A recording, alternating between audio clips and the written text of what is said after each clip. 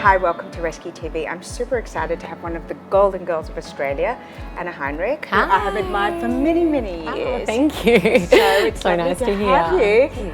You know, one of the things that I think people find very intriguing about you is that you've been in the spotlight for how many years now?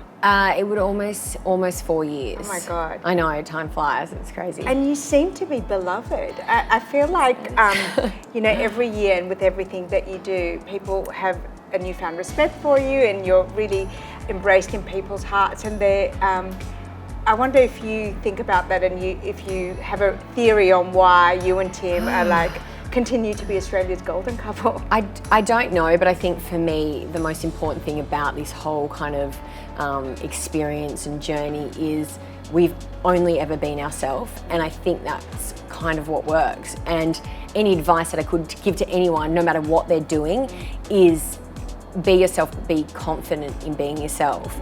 And we haven't played by the rules where we feel like we need to do a certain thing for another person. It's always been on our terms, and it's going to continue to be like that, but that's why I think it works. I think it's more about just being yourself, and we know we're so lucky. We know we're in a very fortunate position, and we kind of thank everyone for still, I guess liking us, which is, and it's not something that we set out to do, but it's more about being just genuine. And I like to think that I'm a genuine person. I'm a country girl, so. Do you think that when I think about you and Tim, but mainly about you as a woman, I think that one of the things that worked in your favour is that you were a fully cooked, educated, independent woman in an unusual circumstance for a woman of that profile. And so you kind of took everything more in your stride, and you seemed to have a good sense of self before you went in. And then watching you do things since, as you said, it always feels genuine, and it feels like, you know, obviously social media has you at every party, at every event, traveling around the world looking incredibly glamorous, but there still seems to come across something that you have your head on your shoulders. Definitely, and that's always something that I want to maintain. I'm still practicing as a lawyer. I've been a lawyer for maybe about 5 years now, and I'm still at the same firm. And for me, the most important thing was, I guess, knowing that I've worked so hard for something, which was an education, and that was so important to me, and keeping my foot in the door, because you never know what's going to happen in the media world. And I'm still at my firm now, and I love it, and they've been so good to me over this period. So it's extremely important. Education has always been important. I've always loved to study. I have 2 degrees. I majored in anthropology, I did arts, and then I also did law, and I'm so proud of that. So, and to anyone, I'm always like, you've got to work hard, and education's the most important thing, like knowledge is key. So let's talk about beauty, because I guess that's one of the things that you're most identified with, and I think that it's a really interesting play between the professional Anna Heinrich and the beautiful and glamorous Anna Heinrich. And I think one of the things that I admire about you, and certainly our readers like about you, is that you're not apologetic about being feminine. And you've made a lot of choices that are actually very much in your feminine space, and yet you work in quite a male-dominated field. Did you have a role model for that? Is this something that came naturally to you? I don't think it came naturally, because I always remember this story about how I always used to feel back at school, and I've always been into fashion, I've always been into beauty, and there were times back at school where I felt like I had to dress down so I didn't make other people feel uncomfortable. But now I know more about who I am. I turned 30 last year, and everyone's like, oh, how does it feel to be 30? I'm like, I absolutely love it.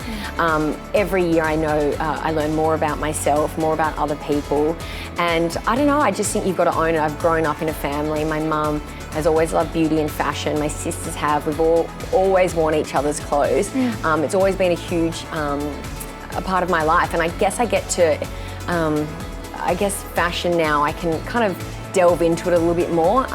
Before, when I was only practicing as a lawyer, and now I'm kind of juggling the two, so the media and law, I get to kind of have my finger in both, and I absolutely love it. So, and it's because I guess ingrained in me.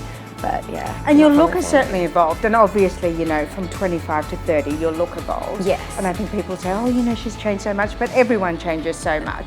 And of course, you have a lot of incredible talent around you. What has been the most interesting beauty tip that you've received that you've really made your own?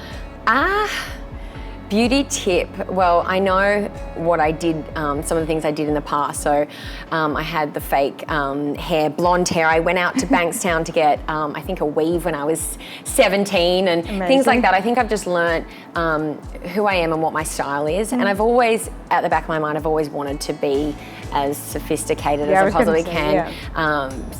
People that ask me, who do you look up to? And I say Mark Clooney. I was just I mean, there's a good poster girl for what you're doing, right? Yeah, and I think because she's doing law, but she still looks fabulous. And I'm not one to wear the shortest outfit or the shortest skirt. And there's sometimes when I want to go out and I feel like that's a little party dress, and I love it. But to me, I think covering up, and my favourite thing to wear is probably a pantsuit. Like, I feel the most sexy in a pantsuit. So yeah, it definitely has evolved, but I think it will continue to evolve. So you've stopped doing the mermaid weave. Yeah, I know. I can't believe I ever did that. I mean, yes, and they were totally different colour from my hair, so my original hair. What about your makeup look and your personal style? I mean, what's changed and what do you do better?